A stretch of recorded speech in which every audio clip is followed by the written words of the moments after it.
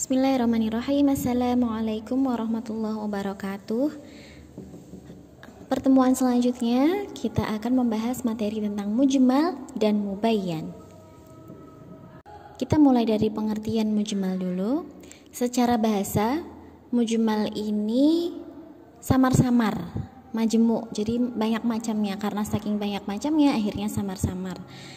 Kalau menurut istilah, lafadz yang maknanya tergantung pada lainnya, baik dalam menentukan salah satu maknanya atau menjelaskan tata caranya atau menjelaskan ukurannya. Agar lebih mudah, kita langsung masuk ke contoh.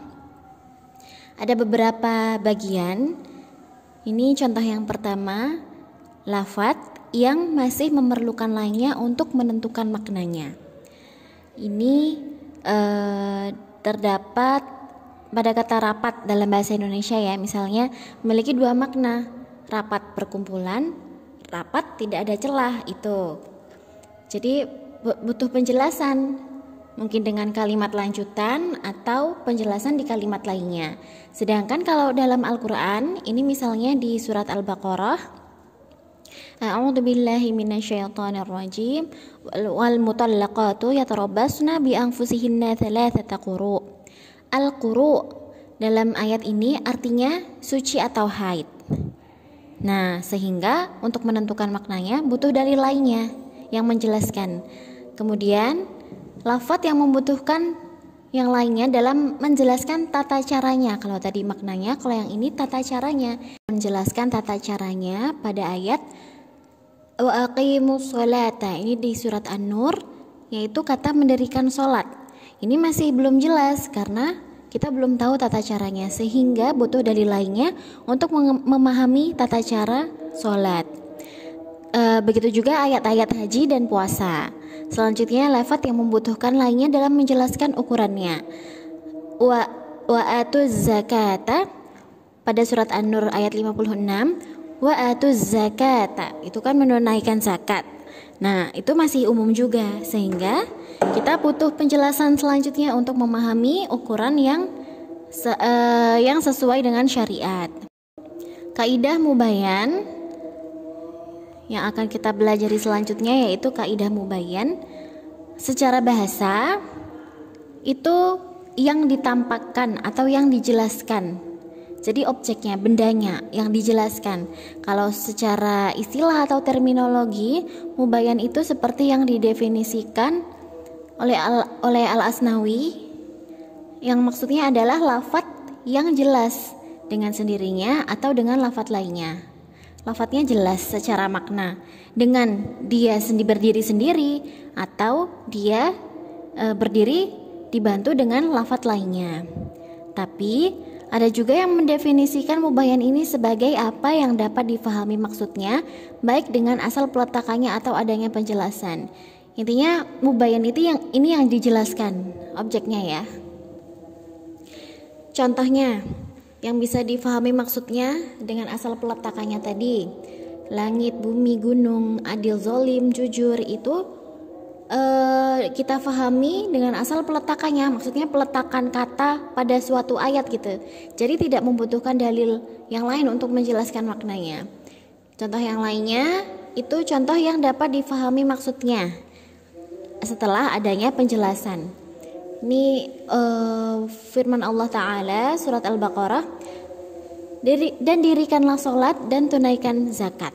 Maka mendirikan sholat dan menunaikan zakat keduanya adalah mujmal, tetapi Allah Ta'ala telah menjelaskannya sehingga lafadz keduanya menjadi jelas setelah adanya penjelasan. Jadi mereka adalah mubayyan. Kalau sudah jelas, sudah ada penjelasan, maka mereka disebut mubayyan. Dalam hubungannya dengan mubayyan, kita bisa pahami ada 3 hal ya, 3 kosakata penting intinya. Gini, mubayyan yang dijelaskan, mubayyin yang menjelaskan. Kata penjelasan itu kalau bahasa Arabnya bayan. Jadi bayan itu artinya penjelasan. Macam-macam bayan. Yang pertama, penjelasan dengan perkataan.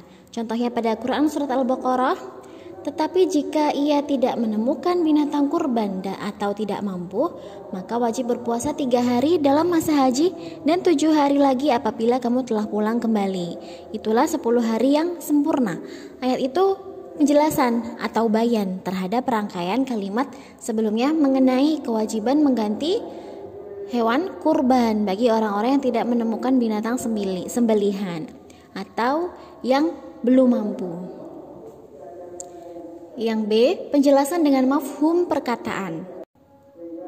Tentang larangan mengatakan perkataan Ayatnya wa qadha rabbuka alla ta'budu illa iyyahu wa bil walidaini ihsana. Itu bahasa Arabnya yang uffin bahasa Arabnya itu uff.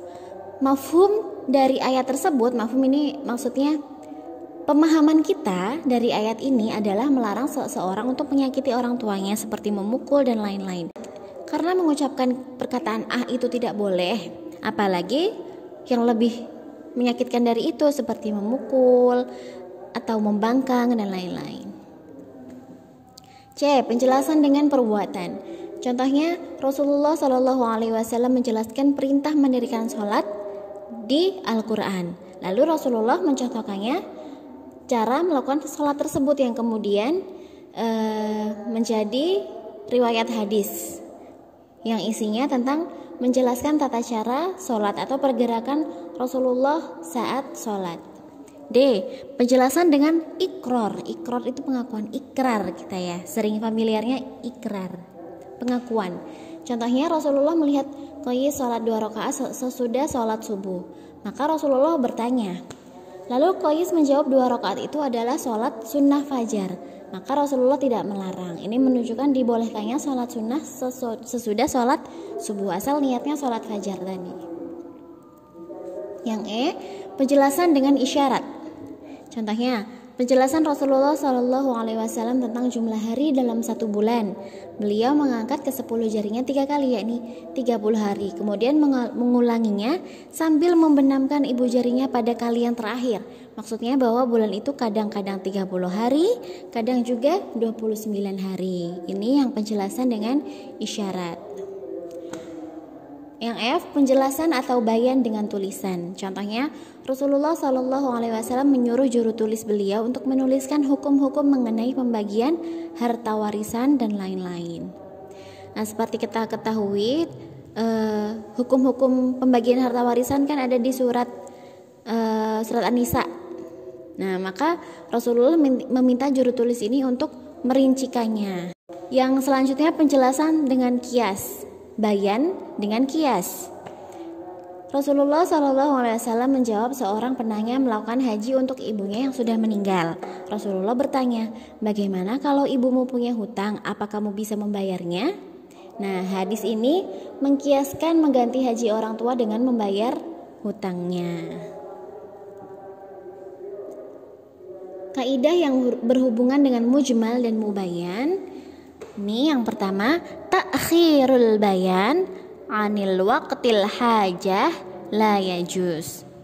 Maksudnya, ta'khir mengakhirkan al-bayan mengakhirkan penjelasan pada saat dibutuhkan tidak boleh. Contoh, ketika Fatimah binti Hubeish bertanya kepada Rasulullah, "Ya Rasulullah, saya ini wanita berpenyakit istihadah yang belum mandi, apakah saya harus sholat?" Nabi menjawab, darah itu hanya keringat biasa, bukan haid. Dari hadis ini bisa dipahami bahwa darah istihadah adalah tidak mewajibkan untuk mandi besar. Kemudian, ta'khirul bayan an waqtil khitab yajuz. Artinya, mengakhirkan penjelasan pada saat diperintahkan sesuatu itu dibolehkan. Perintah tentang sholat, puasa, zakat, haji, semua dijelaskan secara bertahap dan mendetail.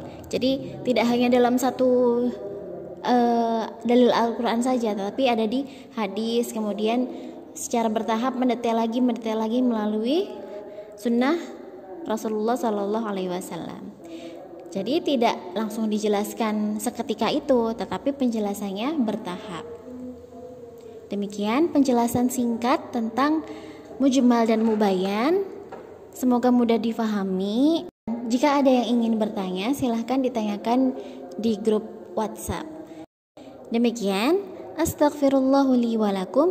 Assalamualaikum warahmatullahi wabarakatuh.